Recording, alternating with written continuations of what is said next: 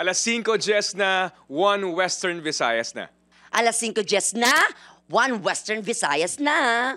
We remain steadfast in our commitment in delivering local news that matters. Stories that inspire. Enriching the lives of Filipinos in the Philippines and across the globe. This is your GMA Regional TV. Buong puso para sa Pilipino. Mga balita, katututukan, subong sa One Western Visayas. Mga progresibo nga grupo kag transport group naghublag protesta sa atubang sang opisina sang LTFRB6 samtang malapnagon nga untat biyahe ginkasa sa Bacolod City. Exclusive! Mga nabiktima sang ginaligar recruitment scam sa Iloilo City nag-file na sang formal nga reklamo sa NBI 6. Masobra 41 milyones pesos na balor sang suspected shabu na konpiskar sa buy-bust operation sa Barangay 35, Bacolod City. Kag pelikula sang Ilonggo filmmakers tuhoy sa pangabuhi kag sitwasyon sang ati community sa Panay kinkilala sa Sinimalaya 2024.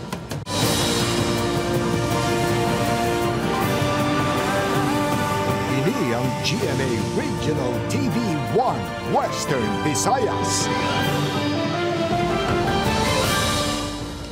Mayong hapon, live sa GMA Iloilo Station. Ako si Gertrude Charlatan. Kag ako naman yung kapuso yung Retos Live diri sa GMA Bacolod Station.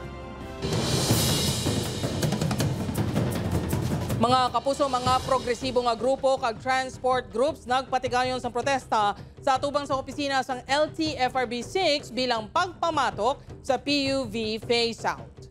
Mga puso sa Bacolod City naman, pila ka mga transport group nag-ugyon sa ginpatigay nga untat biyahe. Nakatutok John Sala. Nagtipod sa atubang sa talatapan sa Land Transportation Franchising and Regulatory Board 6 ang mga miyembro sa transport groups upod sa mga progresibo ang grupo agud magpatigayon sa hublag protesta. Ini ang nagapakita sa ila pagpakigugyon sa transport strike kag pangunahan sang manibela kag piston sa Metro Manila sa ila pagpamatok sa Public Transport Modernization Program. Ipilit din sa DOTR kasi CRT nga maayo kag nani ang ilang programa nga damo ang nagkakagukman.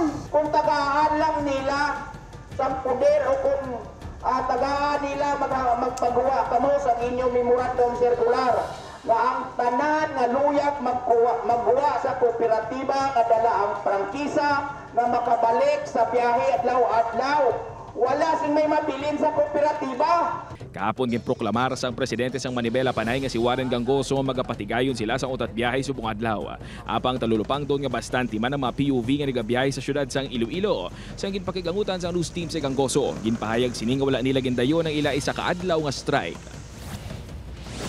Sa Bacolod City naman nagtingob ang duwa ka dalagko nga transport organizations nga Bakod Kambyada Manibela kag Kabakod Negros. Masobra 2,000 ka mga driver kag operator ang ginapahayag nagpasakop sa malapnagon nga untat biyahe subong adlaw. Bilogan namon guro sobra lapit 2,000 ka salakyan sa bilog nga ruta sa bilog nga Bacolod diri. Kami gid nagapangayo pasahero sa mga pasahero subong adlaw na piktuhan no sang untat namon biyahe. Apang talulupang doon nga mahawan ang pila ka mga rally sites. Sa piyak sa ilahandom nga 80% nga magaparalisa ang biyahe nangin bastante ang modernized PUJ sa syudad. Maluwas pa sa mga barangay utility vehicles nga nagalibot man sa dalanon. Hugot naman yung ginpahanumdom sa mga rallyista nga ipaluntad ang kalinong. Ginatolerate na naton sila no. Bisan pa nga daw wala sila nakakuha sang permit. Gintolerate naton sila and tani ang request lang naton they have to do it peacefully. Ang utat biyahe ang ginakabig naman niya kay gainan sa mga driver sang tricycle nga makapauli sang medyo dako-dako nga kita. Kinanglaan naman sa mga driver rin sa kabuling pamilya namon. Nagkalit man ang mga modern buses sa pagpasaka sang pasahero apisar nga ginutok na. Antos-antos lang anay kay ano ta kay may strike. Ang willing lang man, wala man ginapilit, ang willing lang ya kag ang gadali, ti amo lang na yay. Sining nga gabi magapulaw ang mga relihista sa government center grounds bilang simbolo sa ila padayon nga pagpamatok sa Public Transport Modernization Program. John Sala, Buana, Western Visayas. Mga puso sa Bacolod City naman, masobra 41 milyones pesos nga balor sang suspected shabu na kumpeskar sa ginkasa nga bypass operation sa Barangay 35. Yaring balita nga itong gintutuka. Malawig na nga ginatutukan sang Regional Drug Enforcement Unit ang ginaligar borigero sang shabu sa Bacolod City nga si alias Tol, 28 anyos. Apang, kagabi, natigay na ginmanini nga madakpan sa kapulisan sa Barangay 35. Nakuha kay alias Tol ang masobra 6 kilos. Sang suspected shabu nga ginabulubanta, masobra 41 million pesos ang kantidad. Inina ay katatlo nga big-time operation sa kapulisan sa syudad Subo nga simana kung sa din anom ka high-value targets ang nadakpan. Iniman ang pinakadakong recoveries sa illegal nga droga sa isa lang kooperasyon sunod sa BCPO. Kung nag-isa ka pamilya may adik, definitely bilog nga pamilya apektado. So, having said that, ang priority naton is i-address ang problema naton sa illegal drugs. Dadakpan na sang una ang subject nga si alias Tol sa kaso nga pagpangawat kag pagpang-hold up apang nahilway sa prisuhan. Maramo man ini sang ginatubang nga reklamo sa barangay kag ginapahayag nga may gintiro man ini sa ila lugar. Ginahulat na lang sa kapulisan nga ikanta na ni alias Tol ang iya makaupdanan sa illegal nga aktibidad. May ginpangatag siya nga mga valuable information nga ginapapalo-upan nato. Ginpatagman sa kapulisan kung paano nakalabot sa 41 milyones pesos ang balor sa recoveries. Pag-categorize ang presyo sa droga depende sa level sang pusher. Imagine ang isa ka sachet nga gamay worth 1,000 pesos or 500 pesos is 0.02 grams. Magluwa sa subject. Gindakop man ang utod kag amay sini mao sa kasong obstruction of justice pagkatapos nga ginpulihan sang maini ang isa ka operatiba. Makabila ka beses nga gitinguhan sa news team nga magkuang bahin sa suspect apang wala ini may gintugda. Buwas, ipatigay ng inquest proceedings batok sa suspect. Opod, Kiril Casillo, Adrian Priatos, One Western Visayas. Mga kapuso, reklamo batok sa ginaligar illegal recruiter nga nagpang-scam sa magkahagugma sa Iloilo City, ginpalabot na sa National Bureau of Investigation 6. Si Kim Salinas nakatutok live sa Barangay Sambagharo, Iloilo City, exclusive. Kim, anong balita?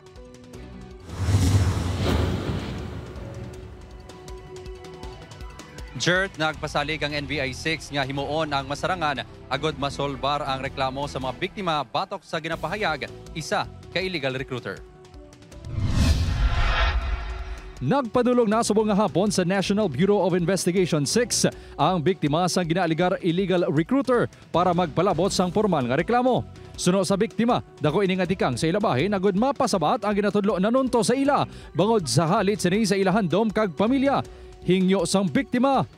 Maksyonan dayon bala para hindi na sagid makapang-scam pagid sang iban nga tao. Pagid na magadugang pagid sa amon nga scamman. Kung madugay amo na ba si mang scam naman pagid sa initial nga assessment sang NBI 6, pinakamabugat nga posible ikaso sa ginaligar scammer amo ang illegal recruitment sa idalom sang Migrant Workers and Overseas Filipinos Act of 1995.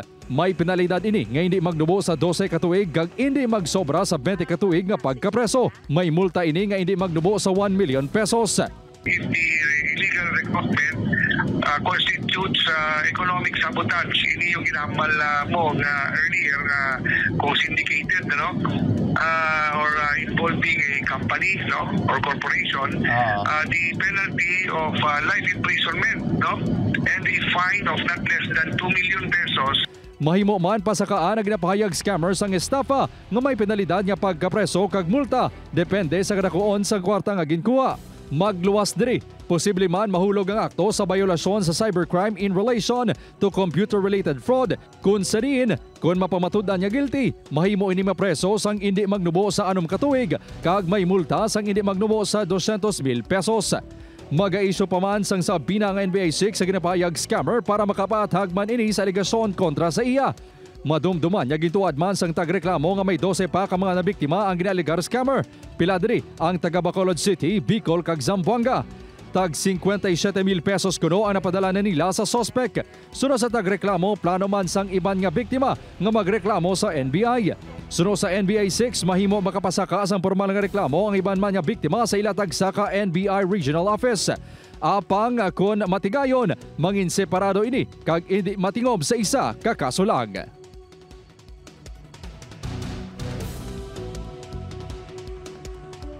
Jert, suno sa mga biktima paghahulaton nila ang ila schedule kung saan sila kuwaan sang NBI 6 sang ilang sworn statement. Buwas natalaan sila nga magpadulong sa Department of Migrant Worker 6 agod magpasaka man sang formal nga reklamo.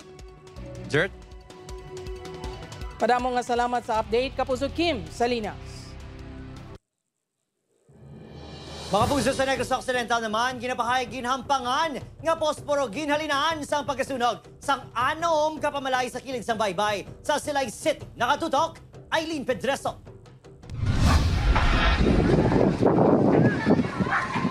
Makita sa sininga video ang paglamon sang kalayo sa mga pamalay sa kilid sang baybay sa Zone 2 Barangay Mambulak, Silay City kahapon. Bangod mabaskog ang hangin sa baybay kag lunsay human sa light materials ang mga balay. Madasig na naglapta ang kalayo. 6 kabalay ang totally gutted kag may 4 nga partially damaged. Preto ko sa ngamon nga sudan. Ngala ko medyo gaso na ngamon nga palibot mo na ako. Check ko mga kurente ko, wala man. Tiyan mo to dahil nagpanik na ko, nagwa ko, nagsinggit ko sunog.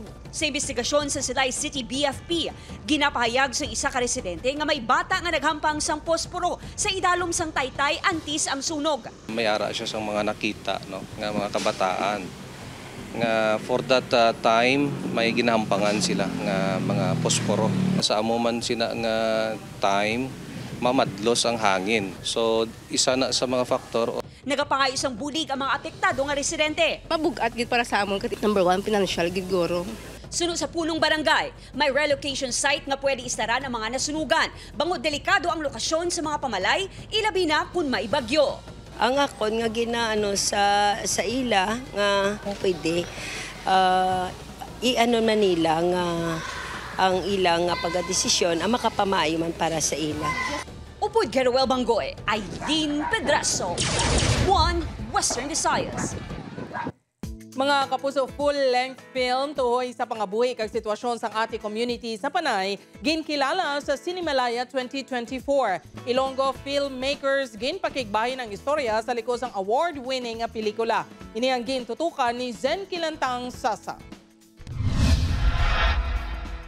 Ginkilala nga Best Feature Film ang tumandok sa Cinemalaya 2024. Diri ginapakita ang pangabuhi kag kabudlay nga ginapangatubang sang indigenous community sa pag-reclaim sang ila ancestral land sa Sitio Kabarangkalan, Barangay Santo Tomas sa Banwa sang Barotac Viejo, Iloilo. Ang mga direktor sa likod sang madinalagon nga pelikula amo ang mga Ilonggo nga Sunday Arlie Sweet Sumagaysay kag Richard Salvadico. Sa 2 years nga nagabalik-balik kami sa community to ask questions, interview, and to immerse gid because we wanted to present it truthfully and to give justice sa ila na truth and stories nga gina-share man sa amon. Kay logistics nightmare siya. Siyempre bukid off the grid kami ma-shoot.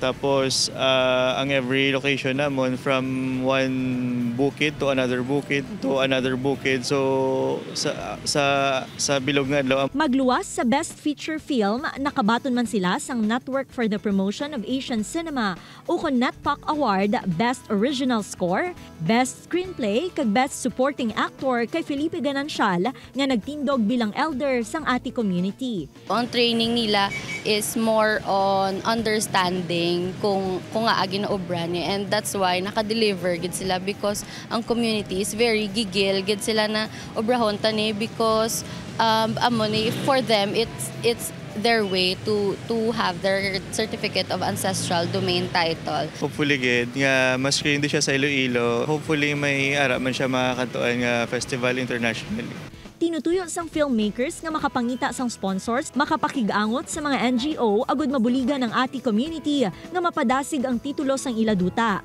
Nahibaloan nga si Kapuso Primetime Queen Marian Rivera ang nakakuha sang Best Actress Award sa Cinemalaya 2024 para sa pelikula nga Balota. Upod kay Cirilo Randuque, Zen Kilantang Sasa, 1 Western Visayas.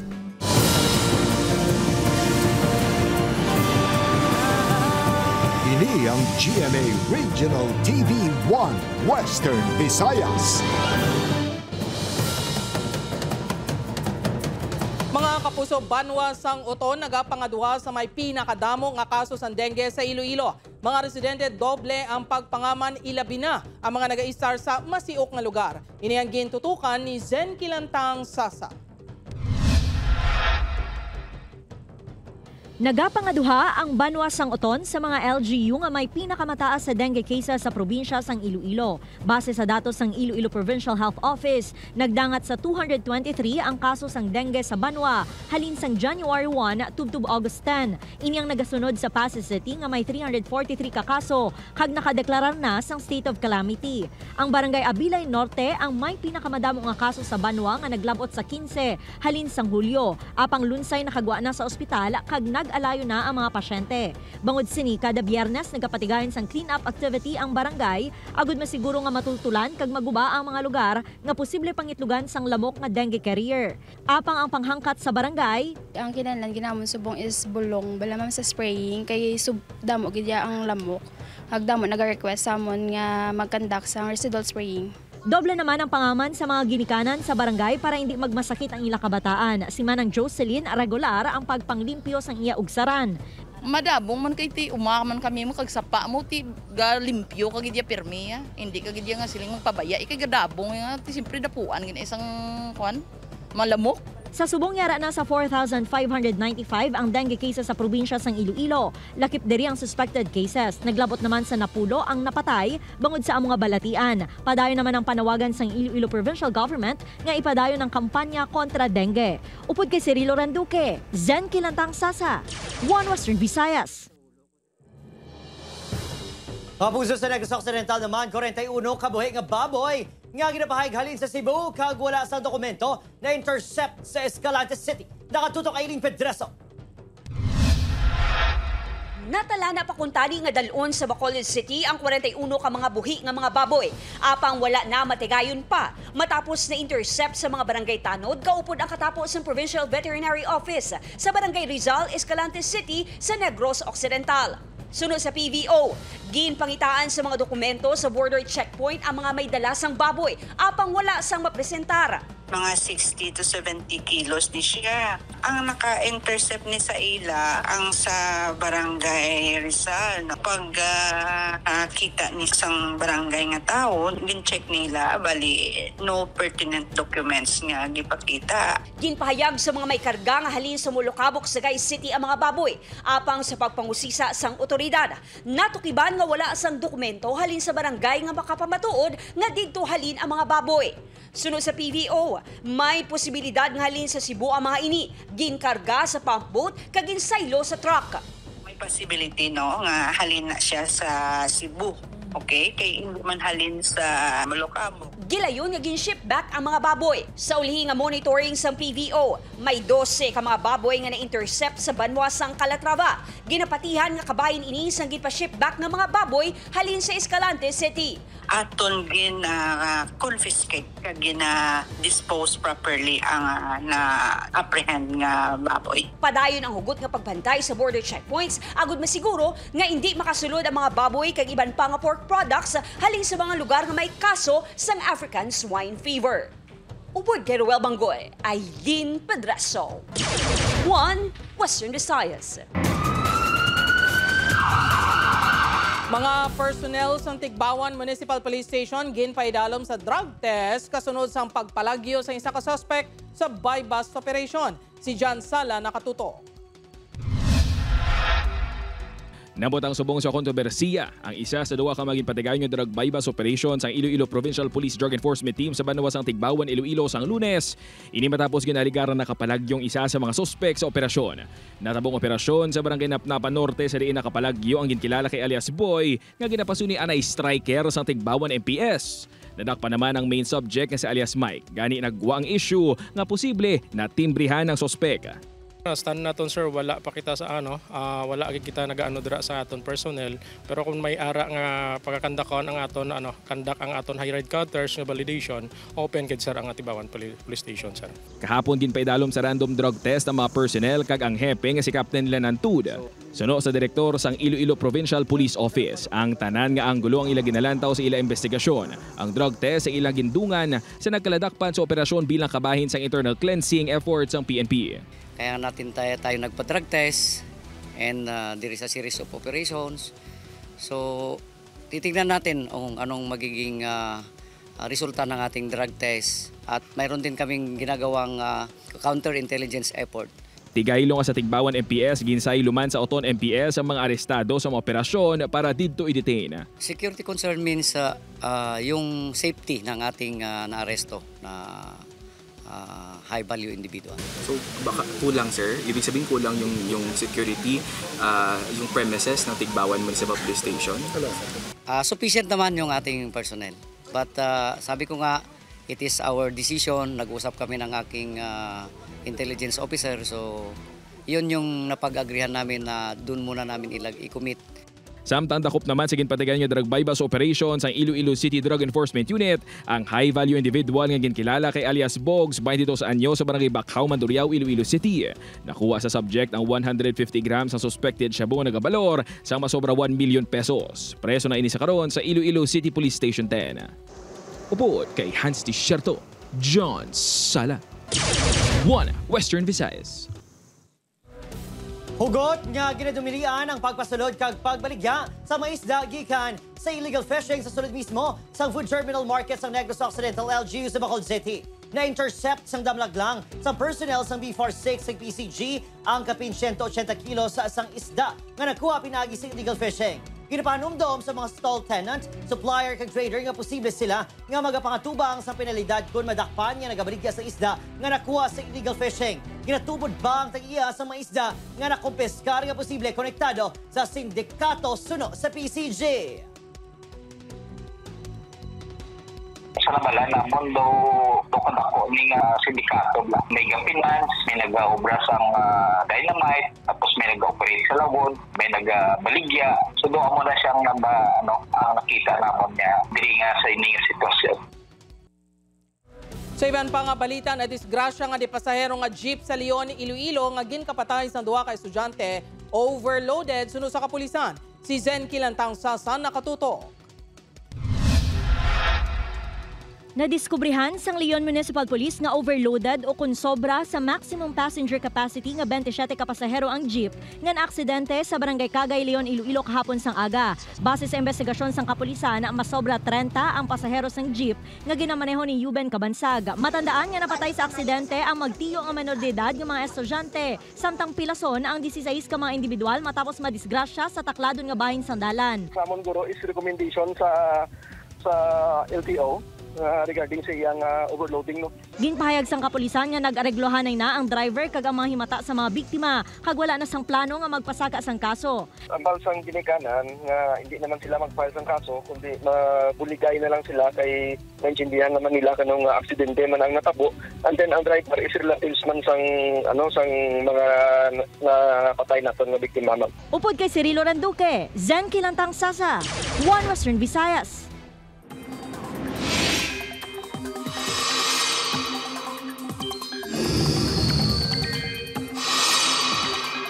Kapuso, may pila ka bagyo sa guwasang PAR o Philippine Area of Responsibility apang wala man sang may ginalauman ni epekto sa Pilipinas. Ang bagyo nga may international name nga Ampel, ginalauman nga magapadulong pa northeast kag palayo sa pungson. Apang padayon nga nagaluntad ang habagat kag magapaulan gihapon sa pila ka bahin sa Pilipinas. Sa datos sa Metro Weather, posible nga mag-ulan sa pila ka bahin sa Aklan, Capiz, Antique, Iloilo kag Negros provinces. May chance naman sa ulan sa nabilin nga bahin sa Pilipinas.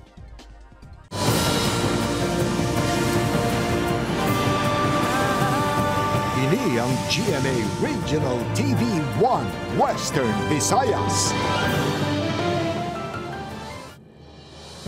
Kapuso, balantayan! Sa sunod sang 24 oras, nagbuga sa masobra 7,000 katonelada sang asupre ang Mount Canlaon base sa ulihing monitoring report sang PHIVOLCS. Pinakamataas na iningan na record sang PHIVOLCS halin sang 2015. Sa ginpagwang abiso sang PHIVOLCS, padayon ang pagtaas ng numero sang asupre nga ginabugas ang bulkan subong nga tuig sa average ng 1,273 metric tons kada adlaw antes pa man ang paglupok sini sang Hunyo 3. Padayon man ang volcanic earthquakes nga may average nga 9 kada adlaw. Sa assessment naman sa PHIVOLCS, padayon ang paghulag sang magma sa idalom sang bulkan. Nga nagresulta naman sa pagtaas ang ginabuga nga volcanic gas. Ginabisuhan ang publiko nga mangin nga alerto. Amo ni siyang pinakataas nga emission nga aton nga na-record. May chances gyapon sa paglupok sang bulkan. Pwede ini siya nga maging mag-lead into magmatic eruption. Duha ka graduates ng University of San Agustin sa Iloilo City ang nakasulod sa top 10 sa 2024 Medical Technologists Licensure Examination. Rank 6 si Dovi Galvez Dichoson nga nakakuha sang 91% board rating, samtang rank 8 naman si Cristia Madel Arabaca nga may 90.18 rating. Nagpanguna sa pasinawan si Rihanna Beatriz Ceron sa University of Santo Tomas nga may 92.3 board rating. Santo sa datos nga gimpagwas sa Professional Regulation Commission, rank 10 naman ang University of San Agustin sa top performing school sa pungsod. Nangin top performing school ang St. Louis University.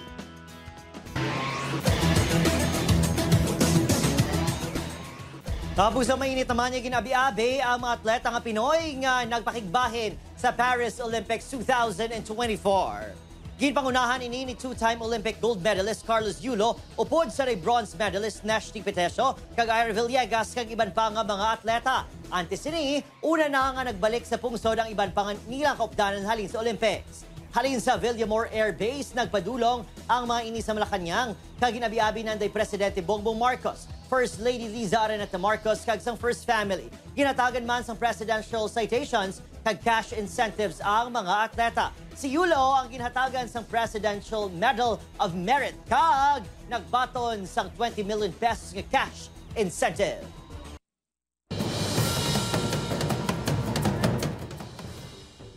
Hindi magnubo sa isa kagatos ka migrants ang na-rescue sa Italian Coast Guard upod sa Spanish NGO nga Open Arms sa kadagatan malapit sa Lampedusa Island sa Italy. Isa sa mga ini na sapuan nga patay sa ilagi nasakyan nga kahoy nga sakayan.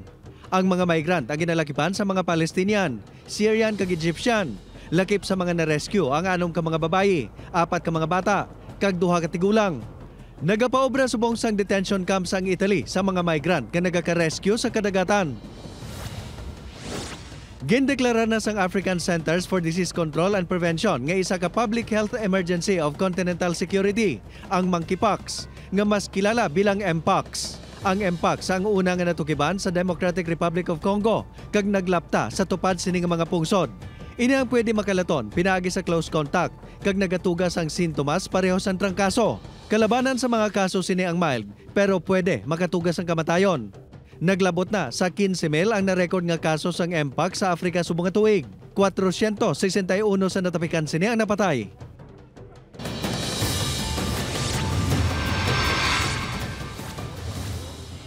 Nagsaka na sa 2 katawang napatay matapos ng arado sang pila ka tawo kag mga salakyan ang isa ka 10-wheeler truck sa Poblacion Norte, Ibisan, Capiz kahapon. Ini matapos ginkumpirmar sang himata sang isa ka senior citizen nga lalaki sa kapulisan nga ginbawian ini sang kabuhi samtang ginabulong sa isa ka ospital sa Rojas City. Kahapon, dead on arrival man sa ospital sa Rojas ang isa ka babayi nga empleyado sang Ibisan LGU. Suno sa Ibisan Police, nagabot subong adlaw sa mga banwa ang abogado nga nagarepresentar sa tag-iya sang truck para maistorya ang mga himata sa nagkalamatay kag nagkalasamaran kag ang mga tag-iya sa mga salakyan nga nagkalaguba bangod sa aksidente. Ginbawian sang kabuhi ang watchman sang isa ka bulutuan sa Barangay Rizal sa Silay City nga ginkilala kay alias Abner, 43 anyos matapos mabunan. Sunod sa kapulisan, nagamaneho sang tricycle ang biktima padulong sa trabaho sang ginparahan sang 3 ka mga menor de edad kag nag-ayo nga magsakay. Apang sa baylo nga magsakay, gintuyo nga kuhaon sa mga sospek ang cellphone sang biktima sang nagpamalibad dinhi siya ang ginbuno. Nakaagom sang pila sa nagkalain-lain nga bahin sang lawas ang biktima rason sa iya kamatayon. Plano nga pasakaan sang kaso nga murder sang kapulisan ang mga sospek. Yaran na sa kustodiya sang DSWD ang mga menor de edad. Nag-aagnas ng bangkay sang babayi ang nasapuan sa mga trabahador sa kampo sa Barangay Cubay, La Carlota City pasado alas 8 kay nasangaga. Matapos ginreport sa kapulisan, ang bangkay ang nakilalaan nga si alias Pearl, 17 anyos, kag estudyante sang Sumag National High School sa Bacolod City. Positibo ini nga ginkilala sa Iloy kag mga himata nga nagpadulong sa La Carlota City, kaupod ang mga katapos ang Police Station 9. July 30 sang uli nga nakita ng biktima nga ginapahayag gindulong pa sang iya stepfather sa eskwelahan. Plano naman nga ipaidalom sa autopsy ang dalagita agon mahibaluan kung ginhimuslan ni Nantes ginpatay. Ginaimbestigaran pa kung paano nakalabot sa Lagarlota City ang biktima. Nakorden kita sa pamilya, kagin-sigida nagkagdo kita sa area, ma'am. Dalon, ginupod na to ng tiya, nanay, kaging pakaisa. Ginupod ma'am na identify isang nanay na pamagi sa iyang short sa sapatos nga ginasuksok.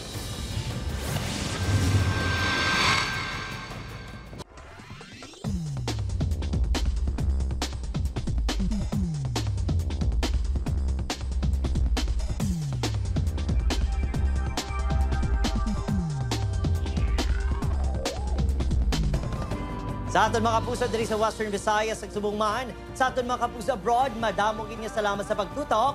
Ako si Eden Prietos. Kapuso mag-isa kita kagibaloon ang mga balita tungod local news matters. Ako si Jethro Charlatan, ini ang One Western Visayas, bugos nga puwersa para sa mas dako nga misyon kag mas sangkat nga pagserbisyo sa pungso.